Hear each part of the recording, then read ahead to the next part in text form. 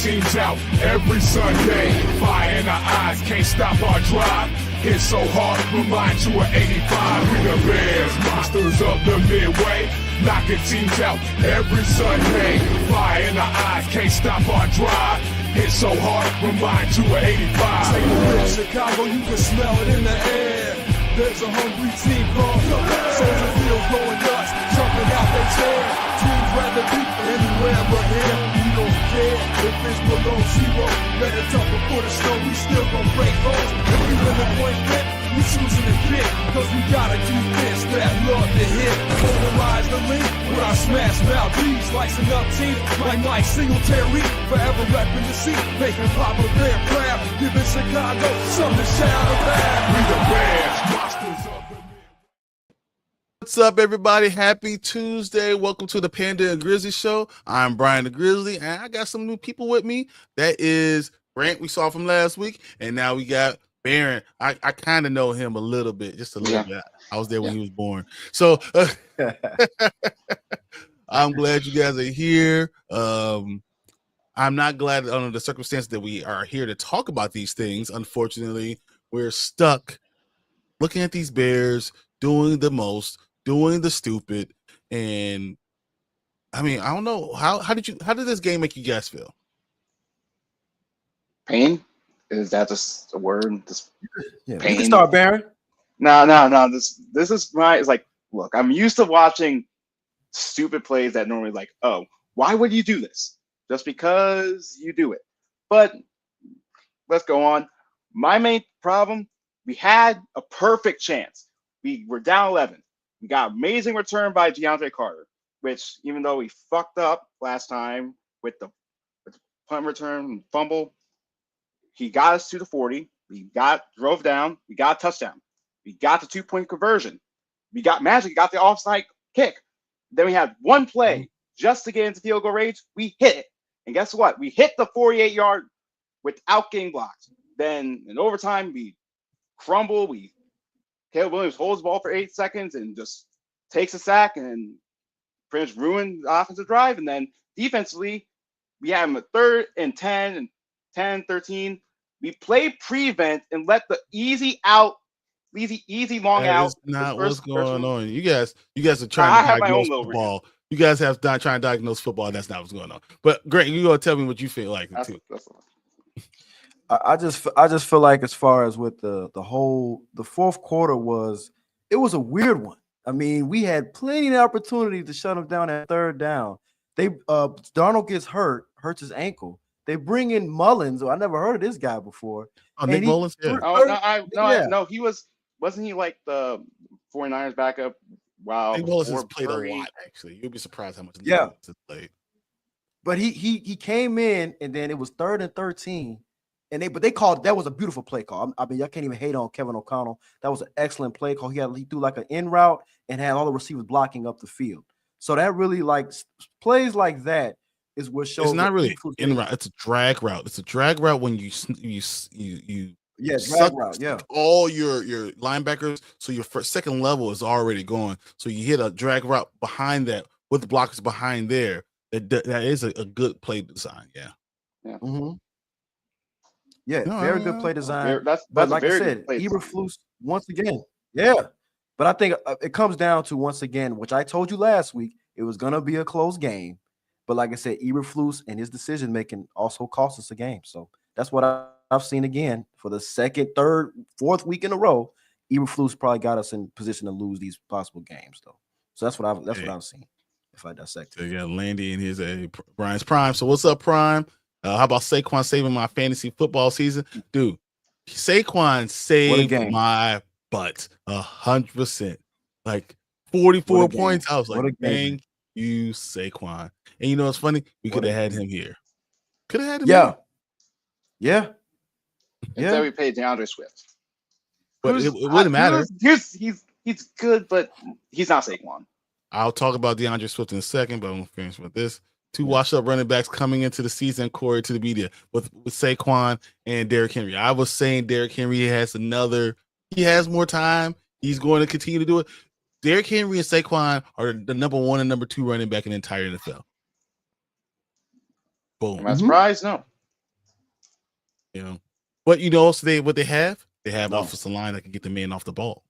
Not surprised. I wouldn't really say the Ravens are the best offensive line, but they're people movers. They're people movers, and they're good at run blocking because you have a quarterback that also has to be able to run. So you have to be able to do those type of things. As far as the Bears go, we ran the ball for 78 yards. 78 yards. And most of it was like Caleb Williams just making stuff up. Well, I think that there's a lot of things to say about Caleb Williams. I think he did a pretty decent job, and a lot of parts he's still inaccurate, and it's really because of his footwork. His footwork is shoddy. If you ever really break down how you're supposed to have the timing with your footwork and how you're supposed to step into a throw and how that rhythm gets you into a positive passing play, he's off. He's just totally off. And so that's what too many times he ends up throwing the ball with just all arm. So I have issues with him, I always, but this is what a rookie is. So still put up 190 points without Burrow and Jamar. Me too. Without Burrow and Jamar, I have both of them on my team, and with Jefferson getting 6 points or something like that, I still do it. So, y'all want to see my team? I'm nasty. I'm good at it. This is what I do. My team's in a slump, man. So I can't have it. My team's in a slump, man. CJ Stroud been letting me down all year. So yeah, at a certain point, you probably should have traded him or get a new one.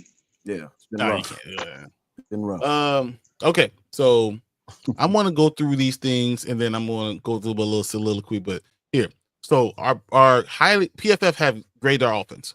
Who do you think is the highest graded offensive player this past week? Was it Darnell Wright? Darnell Wright was second. Braxton Jones. Braxton Jones was fifth. Caleb was third. Keenan Allen. Keenan Allen was not on this list. But there is a receiver that's on this list. DJ, who is our number one. Everyone forgets that DJ is our number one Miller, receiver. Yeah. He's number 4 on the list. We missed the number 1, guys. Keenan. No. Like I said no, Keenan. No. DJ. I said DJ. Oh, our most talented player on offense. It's gonna mess you guys up. No. Cole Kmet. That's a good answer, but no. He's an offensive lineman. Most talented? Our most talented offensive lineman. Shelton? Tevin Jenkins. Tevin Jenkins is the highest rated guy. Remember, when Tevin Jenkins is healthy, he is amazing. He moves people. He can block. The problem, he's playing the wrong position. He should be playing right guard instead of left guard. He should be him and Darnell Wright on the right side. But until we fix that, there's nothing you can do about it. But those are our top 5 performers of the week on offense. 3 offensive linemen, our number 1 receiver, and our quarterback. And that's how we scored 27 points. Yep. That sounds like a pretty good idea. A pretty good plan to actually get points off on the board. Most points on the board since the Jaguars game. Now, on the opposite end, on defense, who do you think are our top 5 performers? Kyler Gordon was number 1. Kyler Gordon about 100%. Almost a 91. He's everywhere. The dude is everything. Who's number 2? Dexter is number 2. Sweat was not. He did not score above 75. Dexter. So Dexter's 2.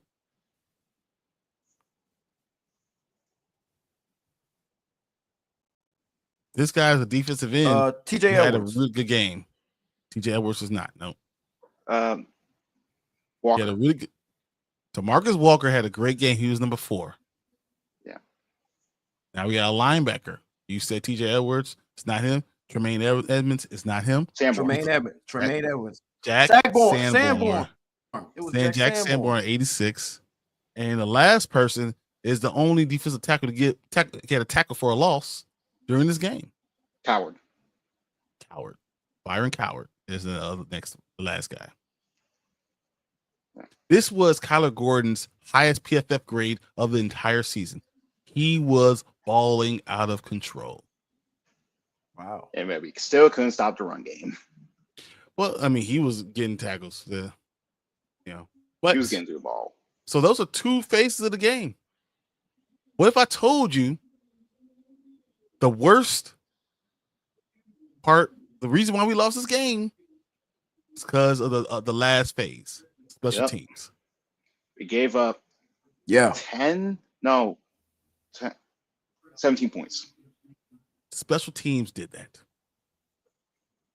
Mm-hmm. Can you imagine that? Special teams gave up the majority of our points. And I like Hightower.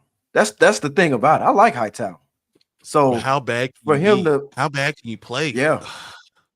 At a certain point, then they got the block kick. At a certain point, you guys take it on the chin. So we saw with the block field goal against Green Bay. You didn't change anything. You didn't change anyone. No, the players were exactly the same scheme. They said, "Hey, get lower and be solid." That's what they said. Yeah. Instead of realizing that you have a problem, you have guys that stand straight up. When you have guys that stand straight up, guess what they're going to do? And we have a guy who kicks a low trajectory on field goal kicks. They changed nothing. And of course, it gets blocked. Right? It was nearly blocked in the last kick. So at least they changed the players up. They changed the players up. They put Darnell Wright over there. They put Darnell Wright over there, and then moved Braxton Jones from over there.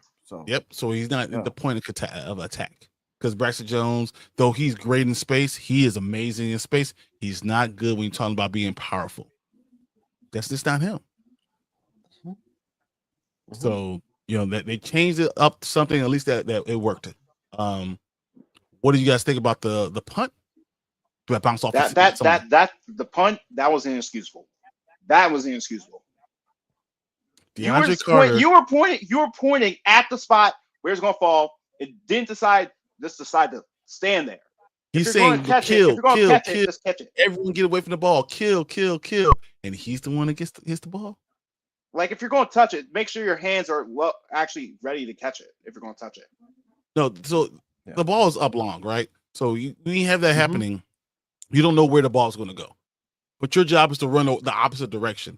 So the fact that DeAndre Carter didn't do that, he cost us. Those two plays cost us the game. Literally cost us the game. On the same foot, I will say they did. We had the first complete onside kick for the first time. That's not the Ravens versus the Cowboys. No, but we were the first. We're the first one that executed an onside kick the correct way this season. So they have good parts and bad parts. But it actually should have been a penalty. Why? Why do you think that? It actually should have been if he doesn't touch it, if the Vikings guy doesn't touch it, it didn't go to full 10 yards. He touched it twice.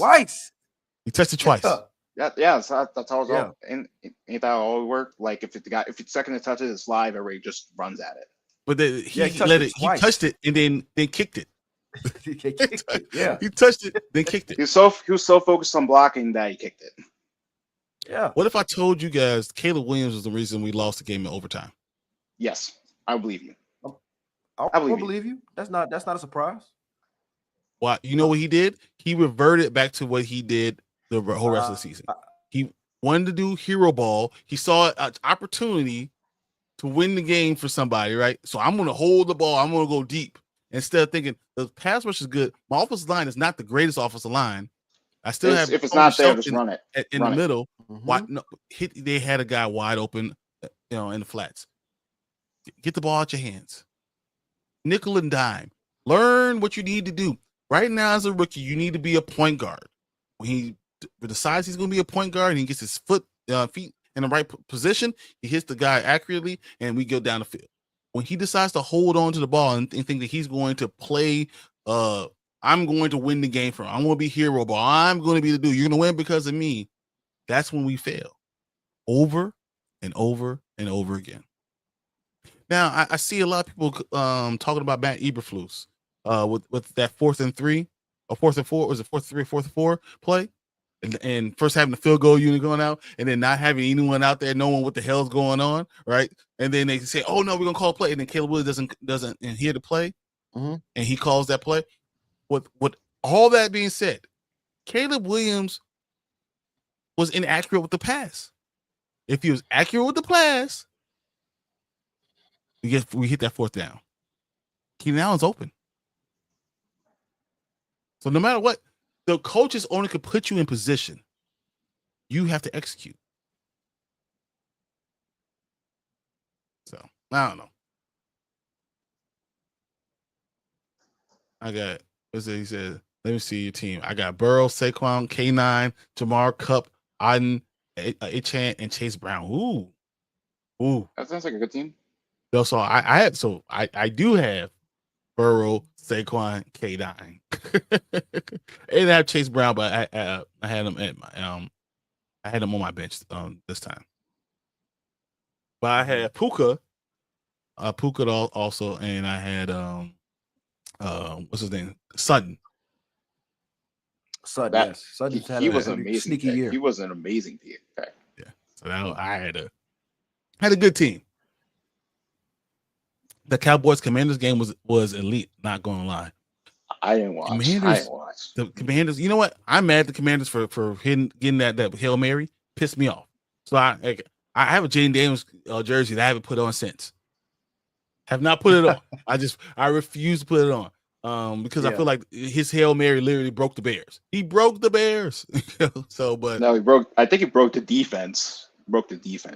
No, he broke us overall because we weren't able to, as a team, win again because of that Hail Mary. Everyone's pointing fingers. We no longer believe in Matt Eberflus. At least we filed Shane Waldron. And I don't like calling for people's job. I just don't think he was the right guy for the job overall. But literally, I don't care about the Commanders. Mark, my co-host on Sundays, loves them, so that's why I watch them. And I do like Jane Daniels. I think Jane Daniels is the best rookie quarterback in the NFL right now, but it is what it is, man. You win some, you lose some. Tough break. Yep. I don't. But I go ahead, Brian. Go ahead. No. Go. What you gonna say? I was gonna say that we've now had 17 points in the fourth quarter. We haven't had 17 points in the fourth quarter in a long time. So that's not. Go ahead. But I was going to say just about like Thomas Brown. He's been a breath of fresh air since coming to call the offense, and I just feel like like I said, I saw the all 22 again yesterday. He's getting DJ Moore in space, getting DJ Moore out of the backfield, getting DJ, just using them in different ways that Shane Waldron didn't use them, and now we're using him in the ways that he should have been used, like a Debo-esque type of usage. And like That's I said, exactly what he is. He's Debo Samuel. That's what DJ Moore is. Debo Samuel. So, do you think Rome Odunze it's time for Rome Odunze to be wide receiver 1? I do not think. I think Rome Odunze will be a great wide receiver 2. And I think Cole Kmet will get the ball a lot more next year. But Keenan Allen is going somewhere else. I think we need to spend that money on the offensive line before you can really see what you need to see from him. I think he's important this year because Caleb needs to learn how to play with a professional wide receiver, and he's a great professional wide receiver. I don't think going forward we can afford to have it because we really need to be focusing on our offensive line and getting another rush on the other side. So I mean, I really Darnell like Taylor Darnell Taylor's not getting it done this year. He's never gotten it done though, so that doesn't surprise me. Do you know Darnell Taylor is the only person on the line that had 0 tackles, 0 sacks, no tackles for loss, had zeros across the board. Everyone else did something except for Darnell Taylor. Darrell Taylor, I'm sorry. Well, based off of what I remember over the last couple of years watching the Seahawks, he's been bad. He's a bad run defender. He's very good. He's a good pass rusher, but he's situational. He really can't run defense. So he gets up the field too much. He loses contain. All right. Do you have any regret for giving up fields for Caleb? The question. I do. Go ahead. You go first. Okay. Why? I would just say why. I mean, it just like this. Me, Brian, we talked about this. I'm a Fields guy because I felt he was dealt a short hand. Matt Nagy obviously was on the way out the door. So obviously he threw him into the Browns game and gave up 9 sacks. And then, like I said, Fields never had a line. He never had other than last year, had a true number 1 wide receiver. He had kind of plumbers and car wash men out there playing on offense with him. And he never got a chance to really fully flourish. So it's kind of and everybody wants to go back to Trubisky about, Trubisky was better, but Trubisky had more than Fields. He had an Allen Robinson. He had a top-tier defense. Fields didn't get that till Fields didn't get that till Montez Sweat came in at the latter half of last year, a really competent defense. And we still found ways to blow the lead. So I just feel I like Caleb, but I still felt that Fields got dealt a short hand based off the fact that Poles came in, built from the outside in instead of the inside out, and we never really truly got to see what Ohio State Justin Fields. We saw glimpses, and he was a pocket passer in Ohio State. He didn't run that much. So now people are viewing him as a running quarterback, which means, they don't watch football. And they said he can't throw the ball, but he has one of the most best deep balls in the league. But like I said, I've said my piece on this topic countless times. But yeah, that's all I have to say about that. All right, what about you, Baron?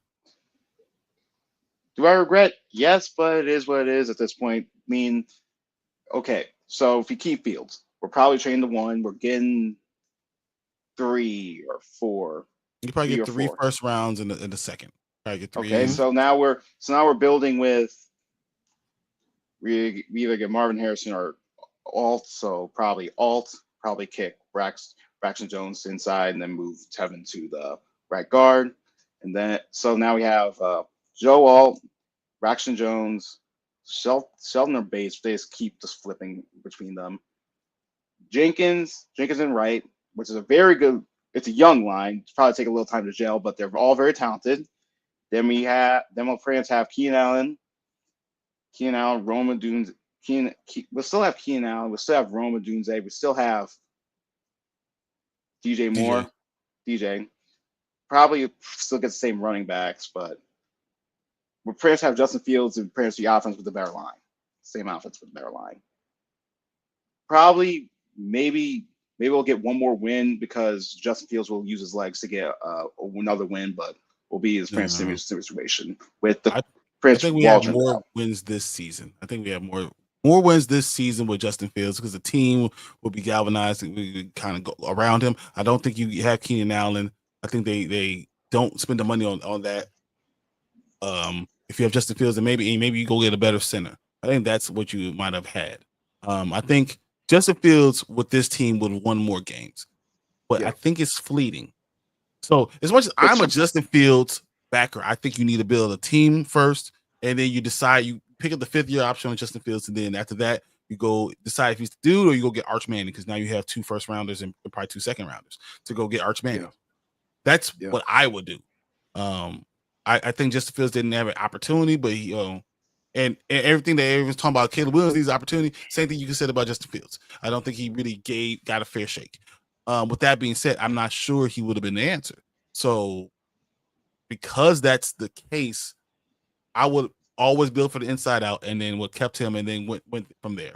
But knowing that we could have always went backwards. I think all rookie quarterbacks are the same. And I knew by drafting Caleb Williams that you're going to take a step back.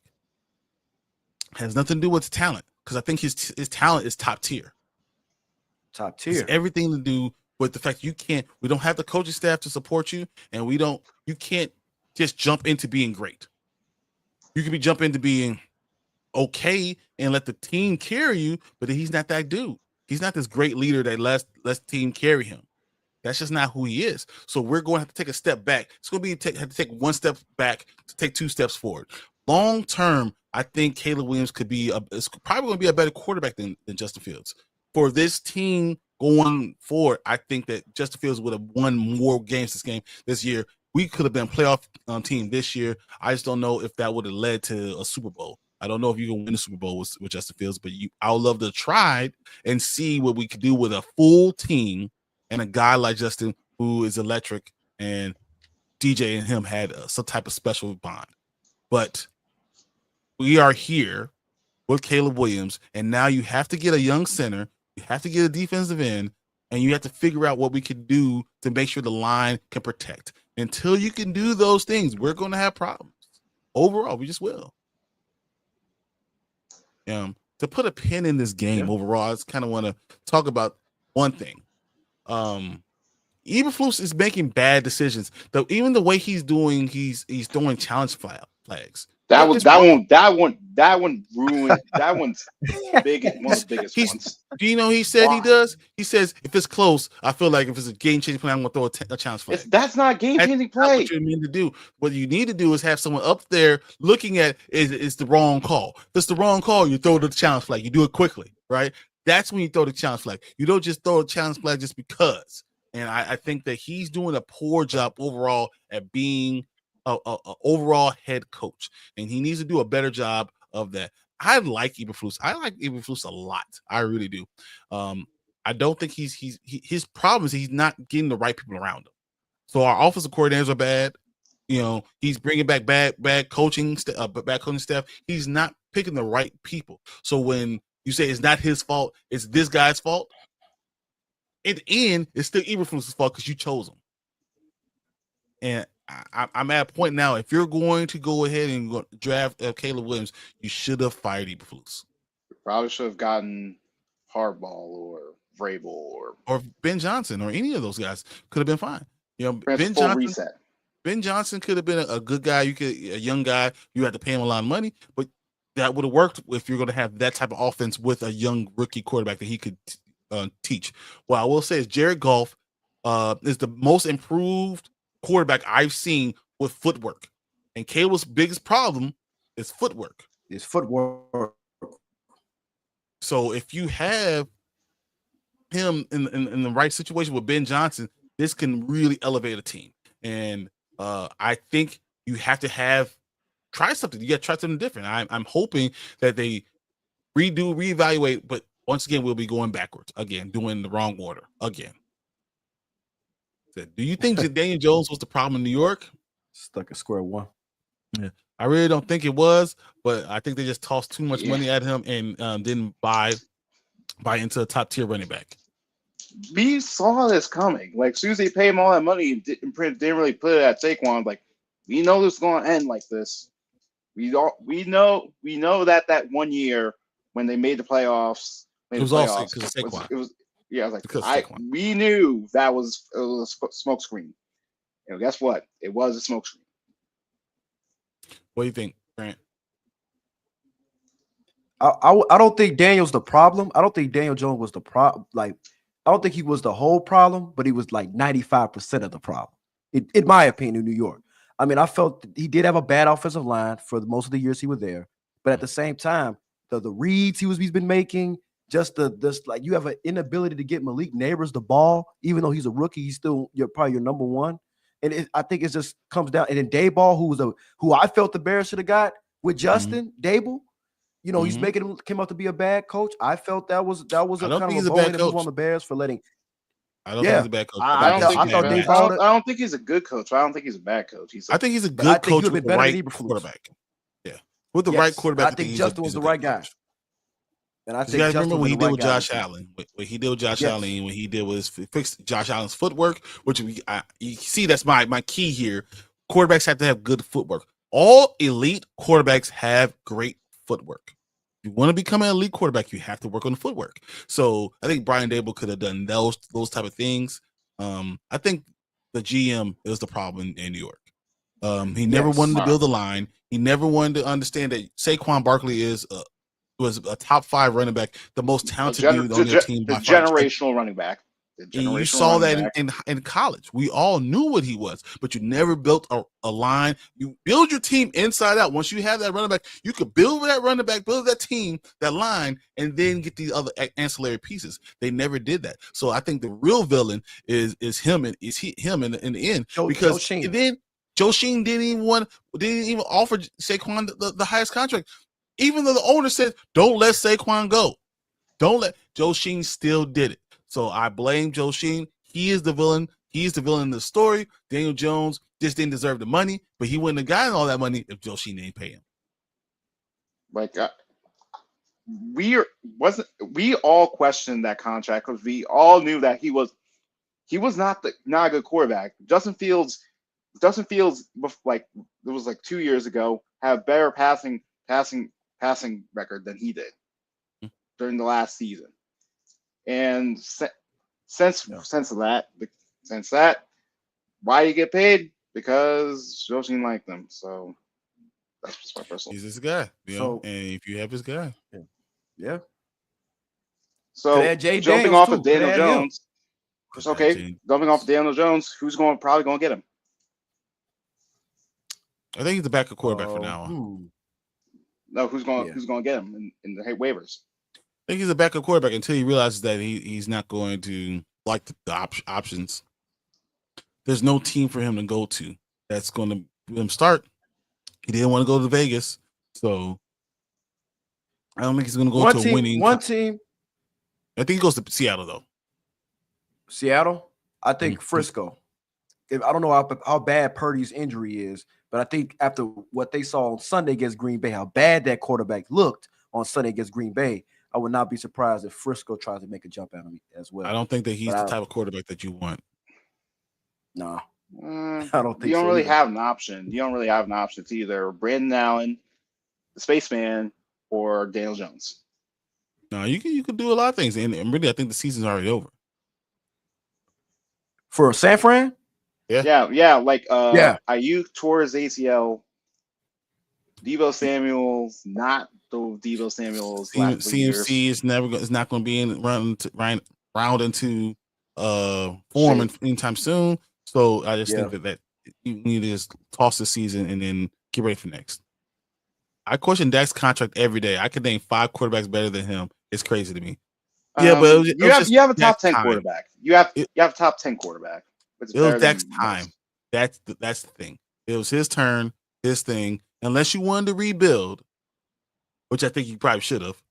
Unless you wanted to rebuild, that's what's going to happen. And what your nightmare would have been if you didn't pay Dak Prescott, then him going to the Giants, then finally get the last piece on right tackle, and all of a sudden, or get a left tackle, move that left tackle to right tackle, and then the line is beat is great, and then Dak Prescott with the league neighbors becoming a monster.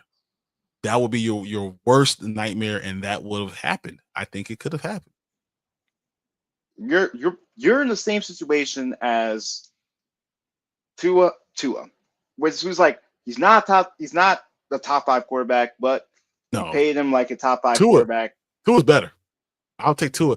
Miami without Tua is nothing. Miami with Tua is a playoff team. They looked horrible without Tua. They looked horrible without Tua. Terrible without Tua. They were throwing quarterbacks back there left and right. They couldn't score a touchdown. Tyreek Hill was in no man's land out there. We didn't even know fantasy team were suffering because Tyreek Hill wasn't getting the ball. So that's how bad they were without Tua. All right, to change direction real quick, I want to know what you guys think is going to happen on Thanksgiving when Chicago goes against Detroit.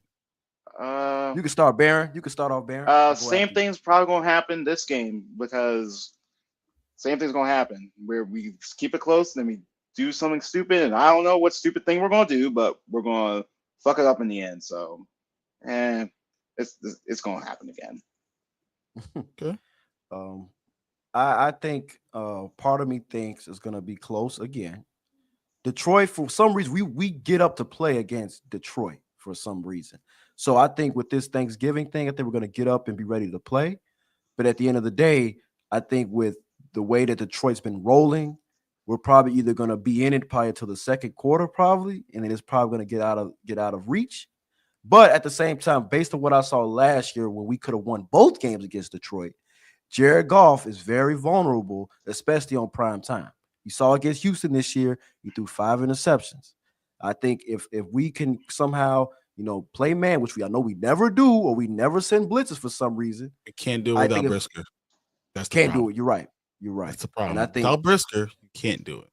Can't do it. So without Brisker being in there, It's gonna be tough, but like I said, we're gonna have to just, like I said, do what we've been doing the last 3 weeks on offense, and I think we can make it close. But I also think that with Jared Goff, when he's on the roll, Amon-Ra, the 2 running backs, and I know David Montgomery is gonna be running with passion and purpose, extra motivation, especially because the Bears didn't want to pay him that extra money. Yeah.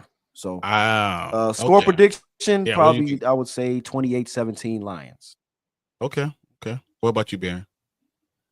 24-21 Lions. All right. How about this?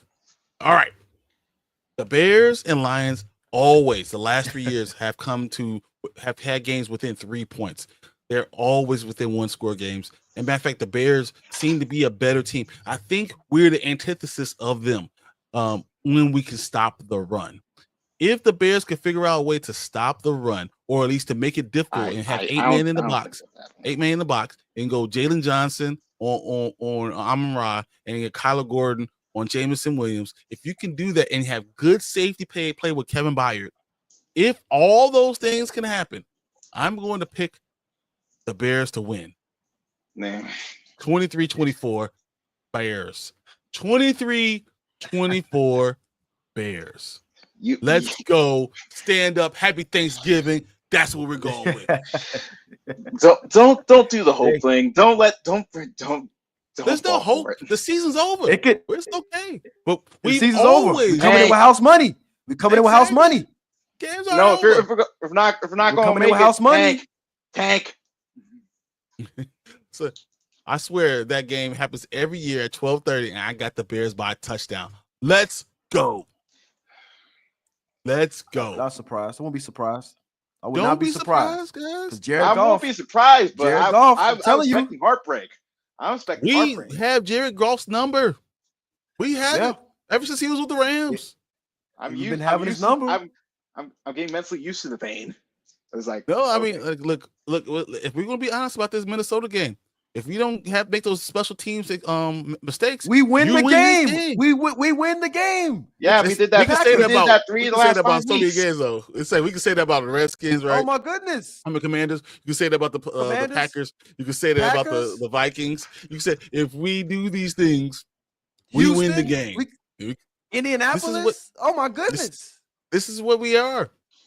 But look, I think we have to learn. If they messed up the last 3, what do you think the 4th one's going to be different? Honestly, what I think that the Bears are going to do exactly what you think they're going to do. Exact opposite of what you think they're going to do. You're like, oh, they're going to lose. Guess what's going to happen now? Somehow they're going to win. Yeah. Goff struggled against the last decent defense he played against. He threw 5 picks against Texas. I'm calling he's going to struggle. I can see it. And the Bears are still top 5 team in takeaways right now.